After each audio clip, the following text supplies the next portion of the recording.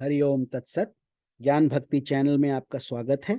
इस चैनल में हम ज्ञान भक्ति और सनातन धर्म का प्रसाद ग्रहण करते हैं। यदि आपने हमारे चैनल को सब्सक्राइब नहीं किया है तो कृपया अभी सब्सक्राइब कर लीजिए। धन्यवाद। हमारा दंडवत प्रणाम है ब्रह्मांडीय ईश्वरीय शक्ति को, हमारे पूजनीय गुरुदेव श्री स्वामी ज्योतिर्मयानंद जी महाराज को, सब संतों और शास्त्रों को और आप सब में विद्यमान परमेश्वर को। आज के सत्संग में हम गीता प्रेस गोरखपुर द्वारा प्रकाशित पद्म पुराण के सृष्टि खंड का श्रवण करेंगे। आज का अध्याय द्विजोचित आचार, तर्पण और शिष्टाचार का वर्णन। नारद जी ने पूछा, पिताजी, ब्राह्मण आदि वर्णों के सदाचार और उनके कर्तव्यों का क्रम बताइए, साथ ही समस्त प्रवृत्ति प्रधान कर्मों का वर्णन कीजिए। ब्रह्मा जी ने कहा, वत्स, मनुष्य आचार से आयु, धन तथा स्वर्ग और मोक्ष प्राप्त करता है। आचार अशुभ लक्षणों का निवारण करता है। आचारहीन पुरुष संसार में निंदित, सदा दुख का भागी, रोगी और अल्पायु होता है। अनाचारी मनुष्य को निश्चय ही नरक में निवास करना पड़ता है तथा आचार से श्रेष्ठ लोक की प्राप्ति होती है। इसीलिए तुम आचार का यथार्थ रूप में वर्णन सुनो। प्रतिदिन अपने घर को गोबर से लीपना चाहिए। उसके बाद काठ का पीढ़ा, बर्तन और पत्थर धोने चाहिए। कांसे का बर्तन राख से और तांबे का खटाई से शुद्ध होता है। सोने और चांदी आदि के बर्तन जल मात्र से धोने पर शुद्ध हो जाते हैं।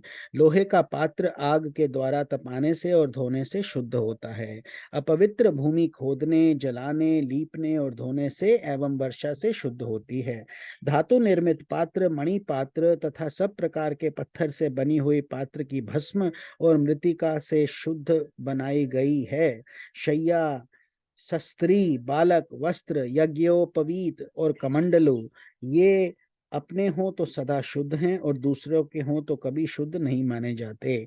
एक वस्त्र धारण करके भोजन और स्नान न करें। दूसरे का उतारा हुआ वस्त्र कभी न धारण करें। केशों और दांतों की सफाई सवेरे ही करनी चाहिए। गुरुजनों को नित्य प्रति नमस्कार करना नित्य का कर्तव्य होना चाहिए। दोनों हाथ, दोनों पैर और मुख, इन पांचों अंगों को धोकर विद्वान पुरुष भोजन आरंभ करे। जो इन पांचों को धोकर भोजन करता है वे 100 वर्ष जीता है। देवता, गुरु, स्नातक, आचार्य और यज्ञ दीक्षित ब्राह्मण की छाया पर जानबूझकर पैर नहीं रखना चाहिए। गांवों का समुदाय देवता, ब्राह्मण, घी, मधु, चौराहे तथा प्रसिद्ध वनस्पतियों को अपने दाहिनी करके चलना चाहिए। गौ ब्राह्मण, अग्नि ब्राह्मण, दो ब्राह्मण तथा पति पत्नी के बीच में से होकर नहीं निकलना चाहिए। जो ऐसा करता है वह स्वर्ग में रहता हो तो भी नीचे गिर जाता है। जूठे हाथ से अग्नि, ब्राह्मण, देवता, गुरु, अपने मस्तक, पुष्प वाले वृक्ष तथा यज्ञोपयोगी पेड़ का स्पर्श नहीं करना चाहिए। सूर्य, चंद्रमा और नक्षत्र, इन 3 प्रकार के तेजों की ओर जूठे मुंह कभी दृष्टि न डालें। इस प्रकार ब्राह्मण, गुरु, देवता, राजा, श्रेष्ठ, सन्यासी, योगी, देव कार्य करने वाले तथा धर्म का उपदेश करने वाले द्विज की ओर भी जूठे मुंह दृष्टिपात न करें। नदियां और समुद्र के किनारे, यज्ञ संबंधी वृक्ष की जड़ के पास, बगीचे में, फुलवारी में, ब्राह्मण के निवास स्थान पर, गौशाला में तथा साफ सुथरी सुंदर सड़कों पर तथा जल में कभी मल त्याग न करें। धीर पुरुष अपने हाथ, पैर, मुख और केशों को रूखे न रखे। दांतों पर मैल न जमने दे। नख को मुंह में न डाले। रविवार और मंगल को तेल न लगाए। अपने शरीर और आसन पर ताल न दे। गुरु के साथ एक आसन पर न बैठे। श्रोत्रिय के धन का अपहरण न करे। देवता और गुरु का भी धन न ले। राजा, तपस्वी, पंगु, अंधे तथा स्त्री का धन भी न ले। ब्राह्मण, गौ, राजा, रोगी, भार से दबा हुआ मनुष्य, गर्भिणी स्त्री तथा अत्यंत दुर्बल पुरुष सामने से आते हों तो स्वयं किनारे होकर उन्हें जाने के लिए रास्ता दे दे। राजा, ब्राह्मण तथा वैद्य से झगड़ा न करे। ब्राह्मण और गुरु पत्नी से दूर ही रहना चाहिए। पतित, कोड़ी, चांडाल, गोमांस भक्षी और समाज बहिष्कृत को दूर से ही त्याग दे। जो स्त्री दुष्टा, दुराचारणी, कलंक लगाने वाली, सदा ही कलह से प्रेम करने वाली, प्रमादिनी, निडर, निर्लज्ज, बाहर घूमने फिरने वाली, अधिक खर्च करने वाली और सदाचार से हीन हो, उसका भी दूर से ही त्याग कर देना चाहिए। बुद्धिमान शिष्य को उचित है कि वह रजस्वला अवस्था में गुरु पत्नी को प्रणाम न करे, उसका चरण स्पर्श न करे। यदि उस अवस्था में भी वो उसे छू ले तो पुनः स्नान करने से ही उसकी शुद्धि होती है। शिष्य गुरु पत्नी के साथ खेल कूद में भी भाग न ले, उसकी बात अवश्य सुने किंतु उसकी ओर आंख उठाकर देखे नहीं। पुत्र वधू, भाई की स्त्री, अपनी पुत्री, गुरु पत्नी तथा अन्य किसी युवती स्त्री की ओर ना तो देखे और ना उसका स्पर्श करे। उपर्युक्त स्त्रियों की ओर बोहें मटकाकर देखना, उनसे विवाद करना और अश्लील वचन बोलना सदा ही त्याज्य है। भूसी, अंगारे, हड्डी, राख, रुई, निर्माल्य, देवताओं को अर्पण की हुई वस्तु, चिता की लकड़ी, चिता तथा गुरुजनों के शरीर पर कभी पैर न रखे। अपवित्र दूसरे का उच्चिष्ट तथा दूसरे की रसोई बनाने के लिए रखा हुआ अन्न भोजन न करे। धीर पुरुष किसी दुष्ट के साथ एक क्षण भी ना तो ठहरे और न यात्रा ही करे। इसी प्रकार उसे दीपक की छाया में तथा बहेड़े के वृक्ष के नीचे भी खड़ा नहीं होना चाहिए। अपने से छोटे को प्रणाम न करे। चाचा और मामा आदि के आने पर उठकर आसन दे और उनसे सामने हाथ जोड़कर खड़ा रहे।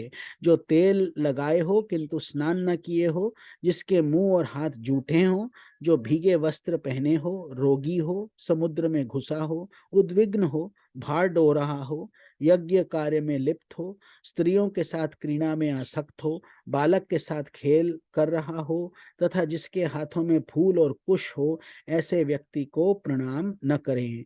मस्तक अथवा कानों को ढककर जल में खड़ा होकर, शिखा खोलकर, पैरों को बिना धोए अथवा दक्षिणाभिमुख होकर आचमन नहीं करना चाहिए। यज्ञोपवीत से रहकर या नग्न होकर, कच्छ खोलकर अथवा एक वस्त्र धारण करके आचमन करने वाला पुरुष शुद्ध नहीं होता। पहले तर्जनी, मध्यमा और अनामिका 3 उंगलियों से मुख का स्पर्श करें, फिर अंगूठे और तर्जनी के द्वारा नासिका का, अंगूठे और अनामिका के द्वारा दोनों नेत्रों का, कनिष्ठिका और अंगूठे के द्वारा दोनों कानों का, केवल अंगूठे से नाभि का, करतल से हृदय का, संपूर्ण उंगलियों से मस्तक का और उंगलियों के अग्रभाग से दोनों बाहुओं का स्पर्श करके मनुष्य शुद्ध होता है। इस विधि से आचमन करके मनुष्य को संयम पूर्वक रहना चाहिए। ऐसा करने से वह सब पापों से मुक्त होकर अक्षय स्वर्ग का उपभोग करता है। भीगे पैर सोना, सूखे पैर भोजन करना और अंधेरे में शयन तथा भोजन करना निषिद्ध हैं। पश्चिम और दक्षिण की ओर मुंह करके दंत धावन न करें। उत्तर और पश्चिम दिशा की ओर सिराना करके कभी न सोएं, क्योंकि इस प्रकार शयन करने से आयु क्षीण होती है। पूर्व और दक्षिण दिशा की ओर सिरहाना करके सोना उत्तम है। मनुष्य के एक बार का भोजन देवताओं का भाग, दूसरी बार का भोजन मनुष्यों का, तीसरी बार का भोजन प्रेतों का और दैत्यों का तथा चौथी बार का भोजन राक्षसों का भाग होता है। जो स्वर्ग में निवास करके इस लोक में पुनः उत्पन्न हुए हैं, उनके हृदय में नीचे लिखे 4 सद्गुण सदा सदा मौजूद रहते हैं। उत्तम दान देना, मीठे वचन बोलना, देवताओं का पूजन करना तथा ब्राह्मणों को संतुष्ट रखना।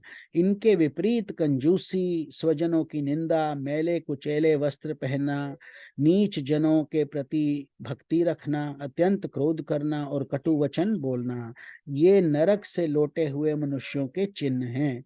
नवनीत के समान कोमल वाणी और करुणा से भरे कोमल हृदय, ये धर्म बीज से उत्पन्न मनुष्यों के पहचान के चिन्ह हैं। दया शून्य हृदय और आरी के समान मर्म स्थानों का विदीर्ण करने वाला तीखा वचन, ये पाप बीज से पैदा हुए पुरुषों को पहचानने के लक्षण हैं। जो मनुष्य इस आचार आदि से युक्त प्रसंग को सुनता या सुनाता है, वह आचार आदि का फल पाकर पापों से शुद्ध हो स्वर्ग में जाता है और वहां से भ्रष्ट नहीं होता। ओम नमो भगवते वासुदेवाय।